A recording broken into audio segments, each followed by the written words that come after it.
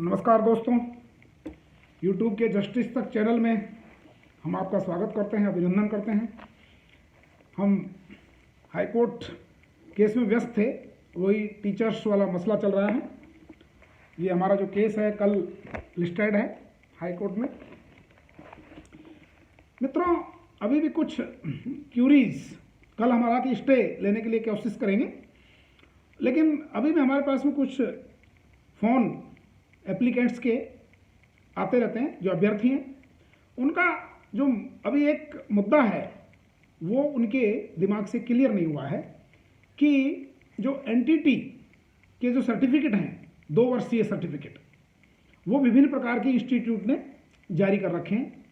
तो ये मसला तो ख़त्म हो जाता है कि यदि एनटीटी द्वारा, जो भी संस्था है उसके द्वारा कोई सर्टिफिकेट 2 वर्ष का पाठ्यक्रम चला करके अगर जारी किया है और यदि वो राष्ट्रीय अध्यापक शिक्षा परिषद से मान्यता प्राप्त है तो वो सर्टिफिकेट जो है वैलिड माना जाएगा। तो ये आपको हम दिखा रहे हैं, देखिए, राष्ट्रीय शिक्षा अध्यापक परिषद, राष्ट्रीय अध्यापक शिक्षा परिषद। ये संस्था के सर्टिफिकेट में कई बार वो नाम नहीं होता है, लेकिन ये जो सर्टिफिकेट है, ये जो ऑर्डर है, ये जो लेटर जारी कर रखा है, इसकी भाषा है Whereas in terms of section 14(1) of the NCT Act 1993, इस एक्ट की हम बात कर रहे थे पहले, ICS एंटॉक RG 49C Vashishti park street number so and so Delhi had submitted an application so and so before the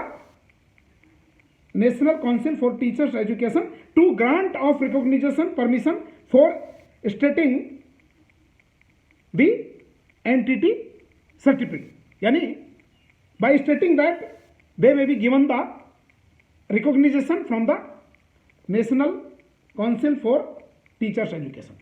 इसके बदले में उनको ये सर्टिफिकेट जारी किया, और ये जो सर्टिफिकेट है इसको जारी किया है इनके रीजनल डायरेक्टर के द्वारा, ये रहा। तो अगर किसी संस्था के द्वारा इस प्रकार का सर्टिफिकेट एनसीटीई से ले लिया गया है, और ले लिया गया क्या, वो तभी मिलेगा जब वो रिकॉग्नाइज होगी 1993 के एक्ट के तहत। प्रश्न यह आता है कि जिन लोगों ने एनसीटी से रिकॉग्नाइज नहीं है उन संस्थाओं से अगर वो सर्टिफिकेट हासिल किया है 2 वर्षीय, तो उन संस्थाओं का क्या होगा और उन संस्थाओं के द्वारा जारी डिग्री का क्या होगा, जारी सर्टिफिकेट्स का क्या होगा।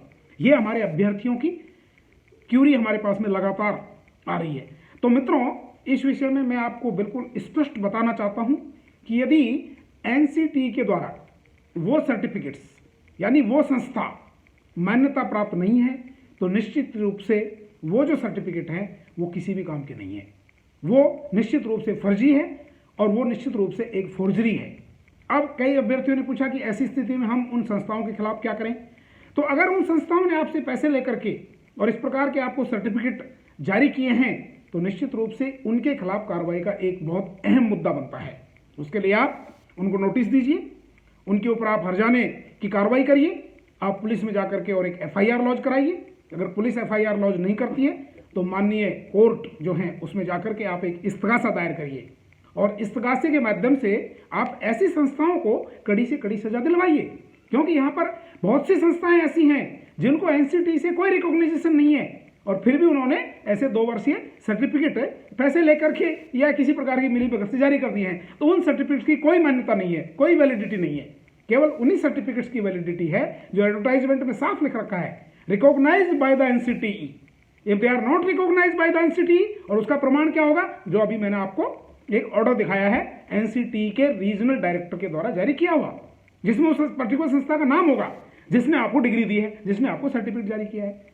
तो अब विषय बिल्कुल क्लियर हो जाता है कि यदि उन संस्थाओं ने आपको डिग्री दी है, वो डिग्री निश्चित रूप से फर्जी मानी जाएगी, वो संस्थाएं भी फर्जी मानी जाएंगी। उनके खिलाफ आप कार्रवाई करें, और कार्रवाई करके और अपने लोकतांत्रिक अधिकारों की रक्षा करें। और जिन्होंने एनसीटी से रिकॉग्नाइज इंस्टीट्यूट से डिग्री ली है, निश्चित रूप से आपको कानून से मदद मिलेगी। यदि रिक्रूटमेंट बॉडीज आपको मदद नहीं कर रही है तो अवश्य रूप से आप जो है माननीय न्यायालयों से जीत हासिल करेंगे, क्योंकि एडवर्टाइजमेंट की कंडीशन फुलफिल कर रहे हैं आप, कट ऑफ मार्क्स से आप ऊपर आ रहे हैं।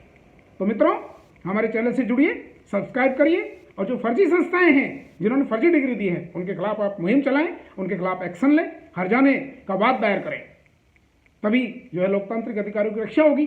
अदरवाइज कोई मीनिंग नहीं है। अधिकार खोकर बैठ रहना ये महादुष्कर्म है। न्यायार्थ अपने बंधु को भी दंड देना धर्म है।